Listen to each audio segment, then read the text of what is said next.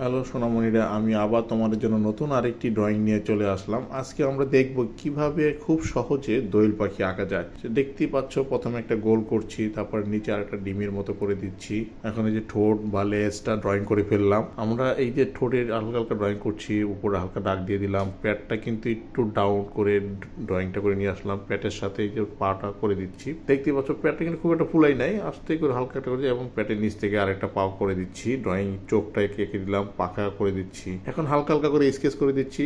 দোয়েল পাখির অনেকটা মুখের সামনে থেকে এবং পাখা পর্যন্ত, লেজ পর্যন্ত কালো থাকে, তার মাঝখানে হালকা হালকা কিছু জায়গায় সাদা থাকে। আমরা স্কেচ করছি এখন, এই যে স্কেচটা করে দিচ্ছি। আর হালকা হালকা করে আস্তে আস্তে করে তোমরা স্কেচটা করে ফেলবা। এই উপরের পাখাগুলো এখন পেন্সিল স্কেচ করে নিচ্ছি, তোমরা তোমাদের মতো করে স্কেচ করবো। এখানে হালকা কিছু সাদা সাদা শেড রেখে বাকিটা স্কেচ করে ফেলতে হয়। এবং লেজেও দেখছো কিছুটা ডার্ক করে দিচ্ছি।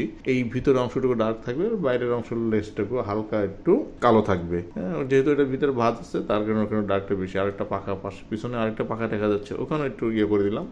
সামনেটুকু একটু কালো করে দিচ্ছি, বেশি করে, যে জায়গাটা অনেক কালো থাকে তাই এখানে কালো করে দিচ্ছি। এখন গাছের ডাল এঁকে দিচ্ছি। এই যে গাছের ডাল, যেখানে পাখিরা বসে আছে, গাছের ডালটাও আসলে স্কেচ করে দিচ্ছি। হ্যাঁ, গাছের ডাল স্কেচ করা হয়েছে। বন্ধুরা দেখতে পাচ্ছ আমি দোয়েল পাখি এঁকে ফেলছি। তোমরা আশা রাখি খুব সহজে আমার এই টেকনিকটা ফলো করে দোয়েল পাখি আঁকতে পারবো। আজকে এখানেই বিদায় নিচ্ছি। খোদা হাফেজ।